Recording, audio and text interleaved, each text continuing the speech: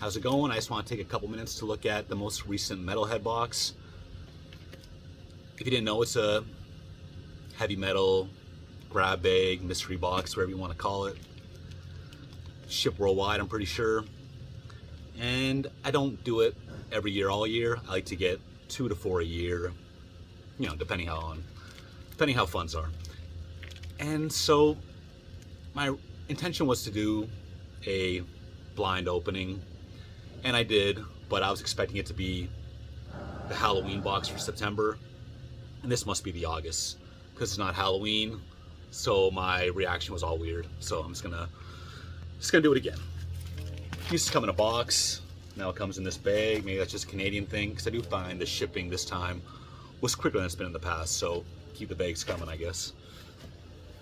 I wore this t-shirt on my last video, Death Metal Dads. It was a t-shirt a podcast that went on for a couple years by Ace Top Decker, who was the drummer in Agalock, Ludacra, and several other bands. Then a guy named Shelby, who has been in a bunch of Bay Area death metal bands. And it was just a really fun podcast. And then one day it stopped without any notice. None of the participants have really talked about it. And I don't even think the archives are out there online, but I loved it when it was a thing. So anyways, I guess the main part of every Metalhead box is the t-shirt.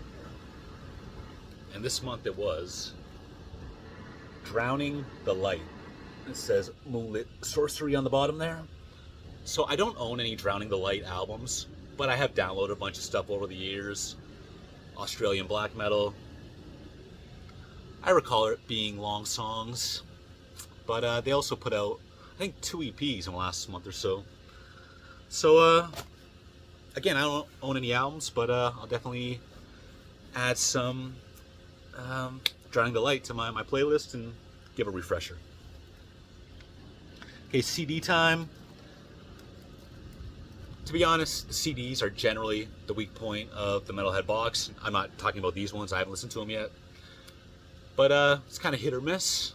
But let's see what we got this time. This is a band called Rest Haven. And I thought it was kind of like a black metal thing to me. But this appears to be a independent release by this Toronto band that seems to be doing a thrash death metal mixture. I'll check that out later today. Second album is Bacterial Husk. Anthropogenic Ruin. Kind of looks like a technical death metal thing to me. Band's apparently from Boston. And yeah, I looked them up quickly. Seems like later day death.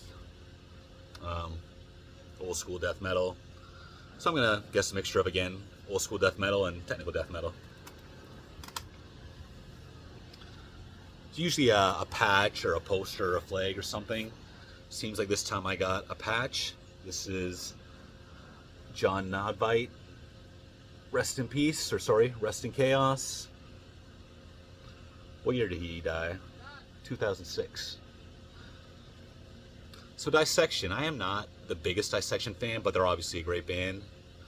I just don't own any of their albums. But what's my favorite? Probably not a popular opinion, but the third and final album, Reign Chaos. I just like that classic heavy metal feel, the kind of anthemic thing they got going on throughout it. I think that's a great album. And one that's definitely come around on people. That didn't go over too well upon the time of release, and a lot of people regard it as a lost classic now. So the final item I have here is definitely the highlight. There's always an enamel pin, and this one here did not disappoint.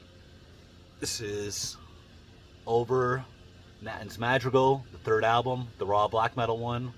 Classic album cover, and I love this pin. It pretty much makes the whole thing worth it to me. And that's it for this Metalhead box. I'd say not the best, not the worst. Solid representation.